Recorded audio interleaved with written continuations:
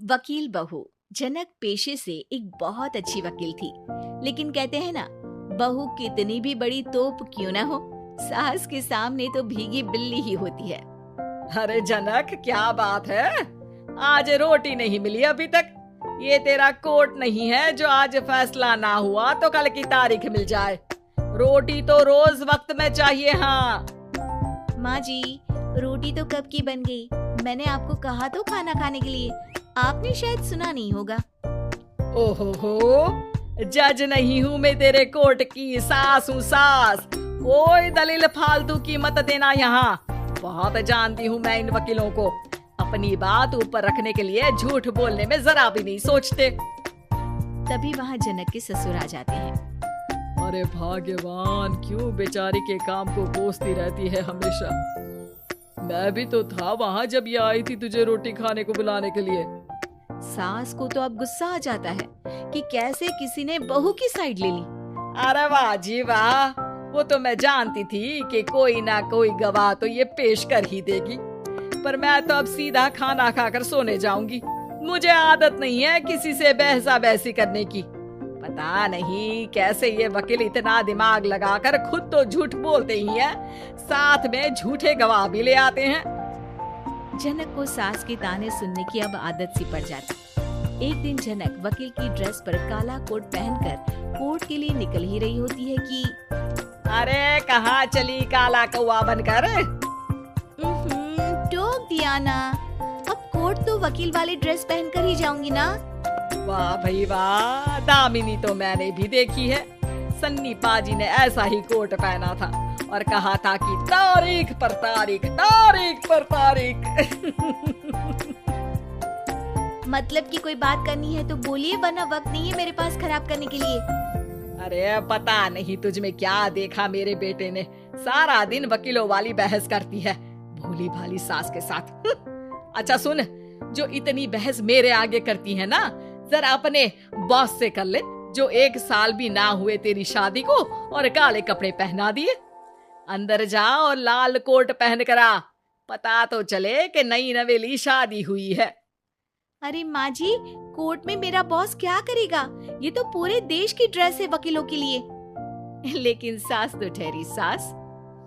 अच्छा, तो कोई जरूरत नहीं है 2-4 साल कोर्ट जाने की। शादी थोड़ी पुरानी हो जाए तब इजाजत दे दूंगी मैं तुझे काले कपड़े पहनने की। अब क्या था, मन मारकर जनक को लाल रंग का कोट पहनकर कोर्ट जाना पड़ता है। उसके जाने के बाद आहा, बढ़िया आई पूरे देश की ड्रेस की बात करने वाली। अरे पहना दिया ना लाल कोट। अब सास आए दिन या तो जनक को उसके काम का ताना देती या फिर उसका काम छुड़वा देने की धमकी।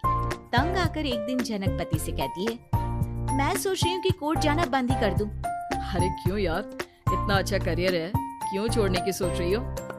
अरे लाल रंग का कोट पहनकर जाना पड़ता है। हर बात पर सास ताना देती है कि वकील तेज होते हैं, सवाल जवाब करते हैं, झूठी दलीलें देते हैं।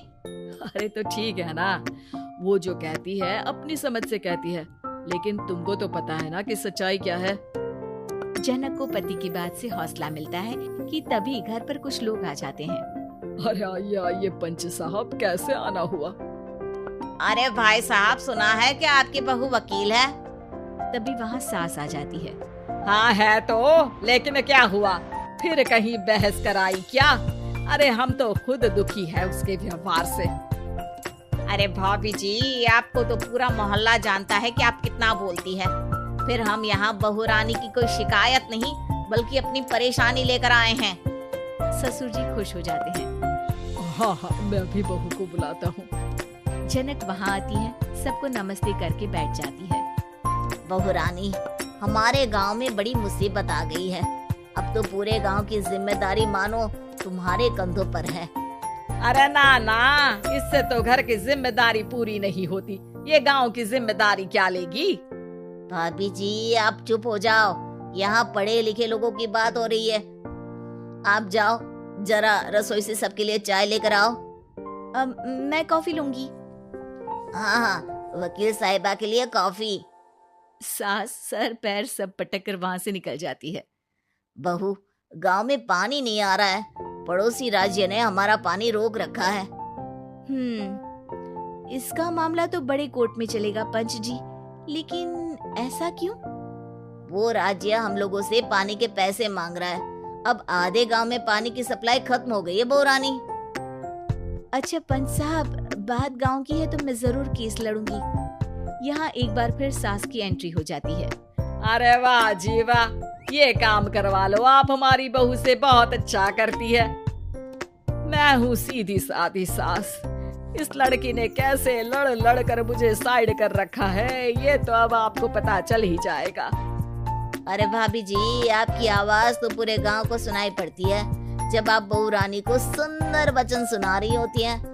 अरे वकील बहू मिली है, फक्र करो फक्र। हाँ जी हाँ, सारी फकर तो हम लोग ही करें। खैर, अब जो केस लड़ेगी और पानी गांव में आ जाता है तो पंच साहब लिख कर देना होगा कि हैंड पाइप में सबसे पहले मेरी बाल्टी और घड़ा भरेगा।